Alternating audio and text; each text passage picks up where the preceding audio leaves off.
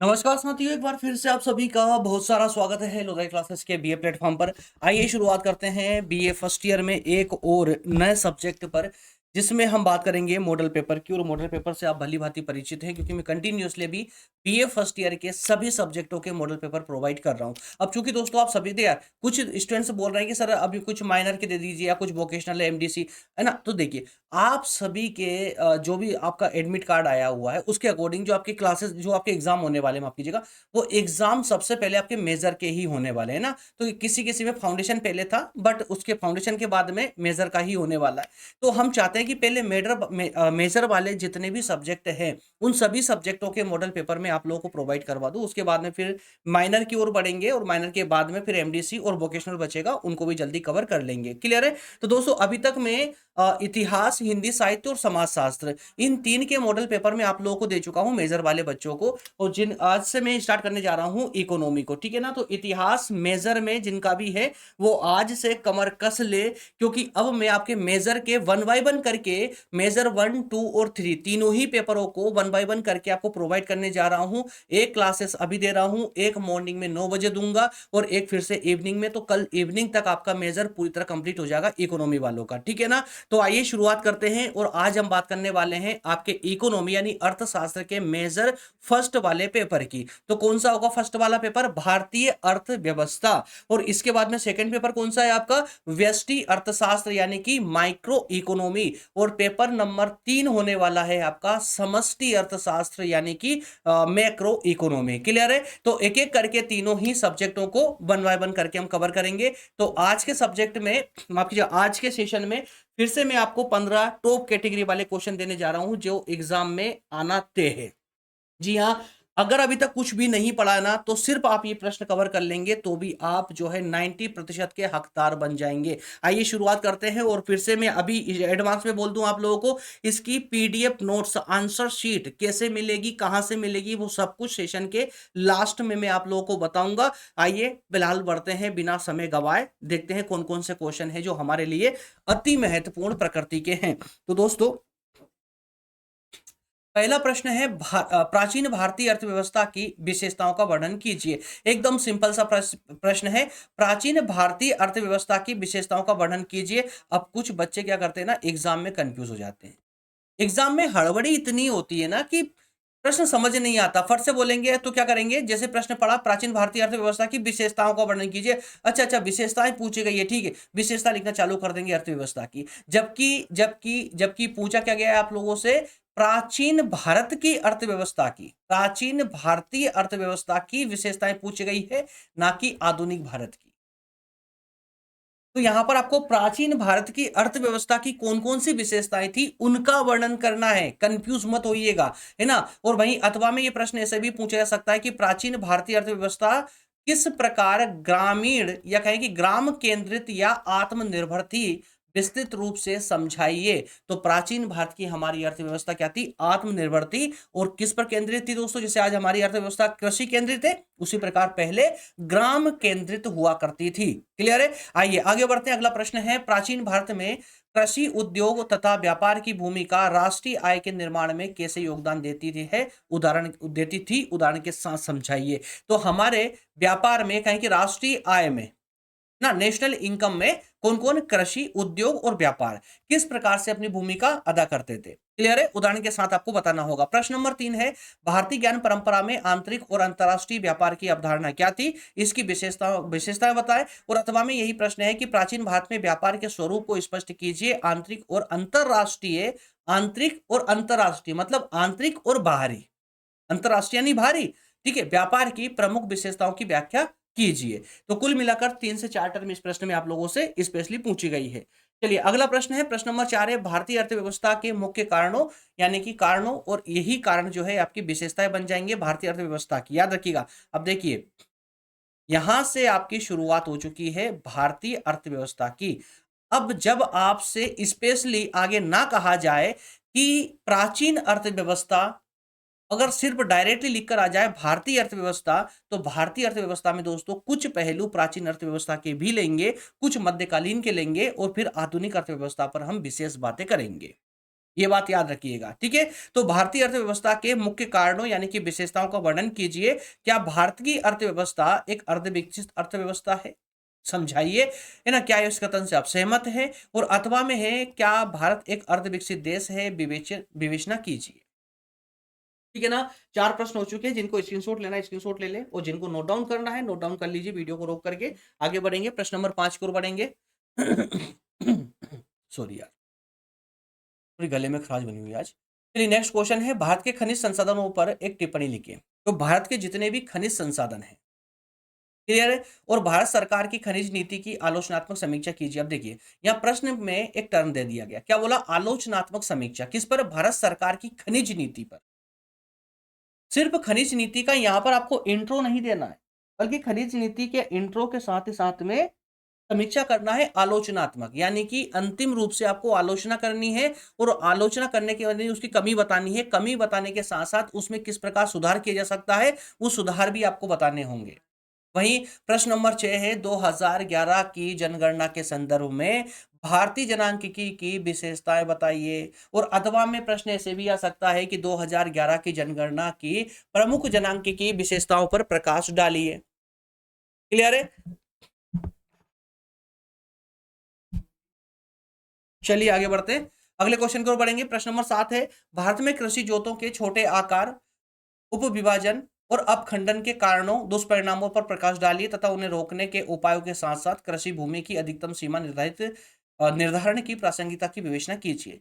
प्रश्न थोड़ा सा उलझा हुआ है, मैं आपको समझा देता हूं यहाँ पर कौन कौन सी टर्म आपसे इस प्रश्न में पूछी गई है। देखिए, भारत में कृषि जोतों के छोटे आकार, छोटे आकार, जैसा कि आज कृषि भूमि का बंटवारा होते होते उनका आकार बहुत छोटा हो चुका है। उप विभाजन, विभाजन के बाद फिर से विभाजन, उसको हम उप विभाजन कहेंगे, या अपखंडन, अपखंडन, ठीक है। तो ये तीनों एक ही है, एक ही तथ्य है, याद रखिएगा। इन तथ्यों को पहले आपको समझाना है। तो ये जो छोटे आकार का कारण है, उप विभाजन या अपखंडन का, के पीछे कारण क्या है, ये कारण मेन आपसे पूछे गए हैं, ठीक है। तो कृषि जोतों के छोटे आकार के कारण कौन से हैं, और जब ये कृषि भूमि छोटे छोटे उपखंडों में विभाजित हो जाती है तो उसके कारण क्या दुष्परिणाम सामने आते हैं।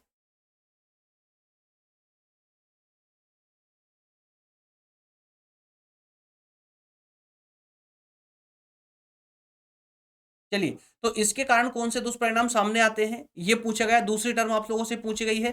उसके बाद में इन्हें रोकने के उपाय आप लोगों से पूछे गए हैं, ये तीसरी टर्म है आपकी, ठीक है। और साथ साथ में कृषि भूमि की अधिकतम सीमा निर्धारण की प्रासंगिकता बतानी है। अधिकतम सीमा मतलब कि कृषि भूमि कितने क्षेत्रफल से कम की नहीं होना चाहिए, इसकी आवश्यकता, प्रासंगिकता यानी कि आवश्यकता आपसे यहां पर पूछी गई है। तो चार, कुल मिलाकर 4 टर्म आपसे इस प्रश्न में पूछे गए। थोड़ी सावधानी से इस प्रश्न की तैयारी कीजिएगा आप लोग। अगला प्रश्न है, हरित क्रांति क्या है? भारतीय अर्थव्यवस्था पर इसके प्रभावों का परीक्षण कीजिए। तो यहाँ पर दोस्तों हरित क्रांति का ऑल ओवर कॉन्सेप्ट आप लोगों को पढ़ना होगा, तभी जाकर के आपकी बात बन पाएगी, क्योंकि इसमें कई सारे अपने आप में क्वेश्चन बन जाते हैं। प्रश्न नंबर 9 को देखिए, भारत की वर्तमान औद्योगिक नीति 1991 की विशेषता बतानी है, और देश के तीव्र औद्योगिक विकास में यह कहां तक सफल रही है, ये बताना है।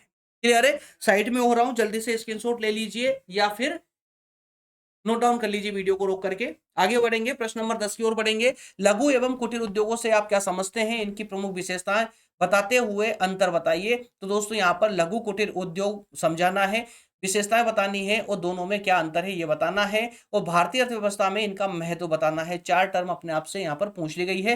प्रश्न नंबर 11 है, विकसित भारत 2047 की संकल्पना से आप क्या समझते हैं? तो विकसित भारत की जो संकल्पना है 2047, उससे क्या समझते हैं? इस लक्ष्य की प्राप्ति के लिए किए जा रहे प्रमुख प्रयासों का विश्लेषण कीजिए। वहीं अथवा में ये प्रश्न है कि विकसित भारत 2047 के उद्देश्य क्या है? इन लक्ष्यों की प्राप्ति के लिए सरकार द्वारा अपनाई गई प्रमुख नीतियों की विवेचना कीजिए। वही प्रश्न नंबर 12, भारत के प्रमुख निर्यातों को समझाइए। निर्यातों को, अथवा है भारत की प्रमुख निर्यात वस्तुएं कौन कौन सी है, उनकी वर्तमान स्थिति और भविष्य की संभावनाओं की समीक्षा कीजिए। तो दोस्तों इस प्रकार से 12 प्रश्न आपके कंप्लीट हो चुके हैं। फटाफट चलिए स्पीड से, 3 प्रश्न आपके और बचे हुए हैं। प्रश्न नंबर 13 है, प्रत्यक्ष विदेशी विनियोग क्या होता है, भारत में इसकी आवश्यकता क्या है, और विदेशी विनियोग नीति की विवेचना भी आपको करना है। 3 कॉन्सेप्ट प्रत्यक्ष विदेशी विनियोग क्या होता है, इसकी आवश्यकता क्या है और यह नीति क्या है, इस नीति को भी समझाना है। 3 बातें पूछी गई है। प्रश्न नंबर 14 है आर्थिक नियोजन को परिभाषित करते हुए इनके प्रमुख तत्व उद्देश्यों को स्पष्ट करें। तत्व और उद्देश्य क्लियर है। और भारत में आर्थिक नियोजन की उपलब्धियों एवं असफलताओं का संक्षिप्त परिचय भी दीजिए। तो उपलब्धियां भी बतानी है। इस प्रश्न दिखने में छोटा दिख रहा है लेकिन कॉन्सेप्ट आपसे ज्यादा पूछा गया है। सबसे पहले आर्थिक नियोजन का अर्थ आप समझाओगे, उसके बाद में इसके तत्व बताओगे, फिर इसके उद्देश्य बताओगे। और भारत में आर्थिक नियोजन की बात करें तो भारत में आर्थिक नियोजन की उपलब्धियां बतानी है और असफलताएं बतानी है। कुल मिलाकर 5 कॉन्सेप्ट यानी 5 टर्म आपसे इस प्रश्न में पूछी गई है। पांचों टर्म को वन बाय वन करके आपको एक्सप्लेन करने की आवश्यकता होगी।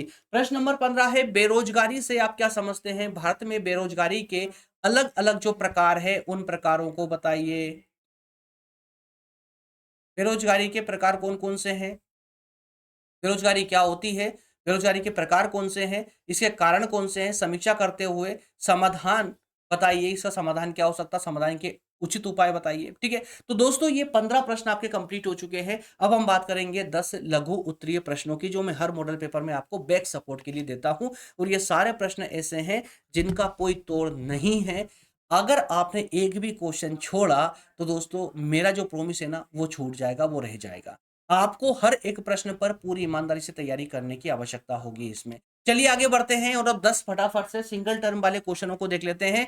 10 क्वेश्चन लघु उत्तरीय वाले प्रश्न। ठीक है, तो भारतीय अर्थव्यवस्था के संदर्भ में वनों का महत्व बताना है। प्रश्न नंबर 2 है स्टार्टअप इंडिया क्या है, समझाइए। सिंगल कॉन्सेप्ट है ये, है ना। प्रश्न नंबर 3 मेक इन इंडिया क्या है, भारत, है ना, समझाइए। प्रश्न नंबर 4 आत्मनिर्भर भारत विजन क्या है। प्रश्न नंबर 5 भारत में आयात में कौन कौन सी वस्तुएं सम्मिलित है, जो हम बाहर से आयात करते हैं उनमें कौन कौन सी वस्तु सम्मिलित है। प्रश्न नंबर 6 को देखिए, भारत में नीति आयोग की अवधारणा समझाइए। प्रश्न नंबर 7 में भारत में क्षेत्रीय विषमता के कारण क्या है, क्षेत्रीय विषमताएं दूर करने के उपाय भी बताना है। प्रश्न नंबर 8 है मध्य प्रदेश की अर्थव्यवस्था की विशेषता बताइए। प्रश्न नंबर 9 मध्य प्रदेश में औद्योगिक विकास को समझाइए। प्रश्न नंबर 10 है मध्य प्रदेश में रोजगार मूलक योजनाओं की विवेचना करें। और प्रश्न नंबर 11 है निजी क्षेत्र क्या है, सार्वजनिक क्षेत्र और निजी क्षेत्र में अंतर बताएं। ये 11 सिंगल कॉन्सेप्ट वाले प्रश्न दे रहा हूं, लघु प्रकृति वाले। तो इस प्रकार से हमारा आज का मॉडल पेपर होता है कंप्लीट भारतीय अर्थव्यवस्था वाला। इन सभी प्रश्नों पर आपको पूरी ईमानदारी से तैयारी करनी है। अब ये तैयारी आप चाहें तो अच्छे से नोट्स बना करके भी कर सकते हैं। आप चाहें तो आपके पास में जो भी अच्छी सी बुक हो उस बुक से भी इनके आंसर निकाल करके इनकी तैयारी कर सकते हैं। लेकिन अगर आपके पास मटेरियल नहीं है पर्याप्त, या आप समय कम है, आप पूरी बुक नहीं पढ़ पा रहे हैं, आपको समझ नहीं आ रहा है कि कितना पढ़ना है, क्वेश्चन भी आपने देखा लेकिन अब इसमें इतना टाइम नहीं है कि क्वेश्चन का कितना कितना आंसर कहाँ कहाँ से सिलेक्ट करके निकालना है, तो वो सारी कंफ्यूजन दूर करने के लिए आप चाहें तो लोधाजी क्लासेस प्लेटफॉर्म की हमारे ये कोर्सेज को भी आप ले सकते हैं। इस कोर्सेज में स्पेशली महत्वपूर्ण प्रश्न और उत्तरों को ही सम्मिलित किया है। अनावश्यक जो कंटेंट था उसको पूरी तरह हटा दिया गया है। जो सिर्फ आपके पढ़ने के लायक है उसी को रखा गया है। बहुत ज्यादा कंटेंट भी नहीं होगा और बहुत कम भी नहीं होगा कि आप जो है कोई प्रश्न को चूक जाए। और ये मेरा प्रॉमिस होता है कि जो सिलेबस, जो कोर्सेज हम प्रोवाइड करते हैं, इस कोर्सेज को अगर आप 3 से 4 बार रिवीजन लगा लेते हैं तो 90+% की मेरी गारंटी होती है। और अगर आप रिवीजन नहीं भी लगा पाते, अगर एक बार भी पढ़ लेते हैं, तो आपके फेल होने के जो चांसेस है वो तो पूरी तरह जीरो हो जाते हैं। यानी कि फेल होने से बच सकते हो सिर्फ फर्स्ट रीडिंग में, क्योंकि लैंग्वेज इतनी सिंपल सी रखी है हमने इस नोट्स में। बहुत इजी लैंग्वेज के साथ में नोट्स को बनाया गया है और अच्छे से उदाहरणों के साथ में, ताकि आप आसानी से उस कॉन्सेप्ट को अच्छे से समझ पाएं। कैसे मिलेंगे ये नोट्स? तो दोस्तों नोट्स के लिए आपको एक छोटा सा सब्सक्रिप्शन प्लान लेना होता है। एक आपके मोबाइल रिचार्ज से भी छोटा प्लान होता है यार। क्या प्लान है जरा समझ लेते हैं। देखिए, अगर आप सिंगल नोट्स लेना चाहते हैं एक किसी एक सब्जेक्ट की, तो 99 रुपए के सब्सक्रिप्शन प्लान पर आप ये नोट्स ले सकते हैं। और अगर आप चाहते हैं कि फर्स्ट ईयर के ऑल सब्जेक्ट की नोट्स मिल जाए, तो दोस्तों आप इसमें एक अच्छा सा 60% का डिस्काउंट प्राप्त कर सकते हैं। और 60% डिस्काउंट के साथ में 399 में आपको ऑल सब्जेक्ट मिल जाते हैं, है ना। ऑल सब्जेक्ट की पीडीएफ नोट्स हिंदी माध्यम में कैसे मिलेगी? तो व्हाट्सएप पर मिलेगी, मैं अभी आपको बताता हूँ। लेकिन फिलहाल इसके जो प्राइस है ये 999 होने वाला था, लेकिन इसमें 60% डिस्काउंट के बाद में 399 रखा गया है, जिसमें आपके जो 10 सब्जेक्ट है सिलेबस के, फाउंडेशन कोर्स, मेजर, माइनर और आपका एमडीसी और आपका वोकेशनल, इसमें टोटल 10 सब्जेक्ट आपकी 399 में प्रोवाइड करवा दिए जाते हैं। तो ये जो नंबर दिख रहा है इस नंबर पर इस पेज का स्क्रीनशॉट लेकर के इस नंबर पर सेंड कर दीजिएगा। आपको हमारी टीम के द्वारा व्हाट्सएप पर समझा दिया जाएगा कि किस प्रकार से आपको ये सब्सक्रिप्शन मिलेगा और किस प्रकार से आपको नोट्स मिलेंगे। मिलेंगे अगले सेशन में। और हाँ, जाने से पहले सेशन को लाइक जरूर कर दें और एक बात का ध्यान रखें, अगर आप फर्स्ट ईयर में हैं और पहली बार चैनल पर आए हैं, अभी तक सब्सक्राइब नहीं किया है और आप चाहते हैं कि सेकेंड ईयर में मैं आपको डिटेल में सभी सब्जेक्ट पढ़ाऊं, और क्योंकि यूट्यूब पर हर साल मैं न्यू बैचेस स्टार्ट करता हूं, सो इस बार भी करने वाला हूं न्यू बैचेस 2027 स्टार्ट करने वाला हूं सेकेंड ईयर के लिए, तुरंत एग्जाम के तुरंत बाद में। तो आप चाहते हैं मेरे साथ में डिटेल में पढ़ना यूट्यूब पर फ्री ऑफ कॉस्ट और फ्री क्लास नोट्स के साथ में, तो चैनल को जल्दी से सब्सक्राइब कर ले और बेल आइकन प्रेस कर ले ताकि सभी नोटिफिकेशन आप तक पहुंचते रहे। मिलेंगे कल वाले सेशन में। बहुत धन्यवाद, थैंक यू, जय हिंद।